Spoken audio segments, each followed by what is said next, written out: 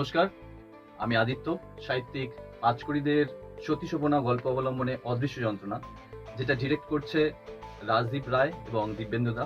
আমাদের খুব পরিচিত, ভীষণ কাছের লোক। আমাদের প্রোডাকশনের অনেক খামতি থাকা সত্ত্বেও সেটাকে আমাদের আহ্লাদ আবদার, খাওয়া দাওয়া, মানে এই যেটা মনে হয়েছে আমার শুটিংটা করতে গিয়ে, মানে শুটিং কম হয়েছে, পিকনিক বেশি হয়েছে। এবং লোকেশনটা দুর্দান্ত ছিল, আমার ভীষণ কাছের, ভীষণ পছন্দের। আর ছবিটি আপনারা যদি দেখেন আমাদের খুব ভালো লাগবে। খুব যত্ন করে এরা দুজন তৈরি করেছেন। এটা আসছে বিমলা প্রোডাকশনের ইচ্ছেটা নয়। প্লিজ প্লিজ আমাদের সাথে থাকবেন, প্লিজ।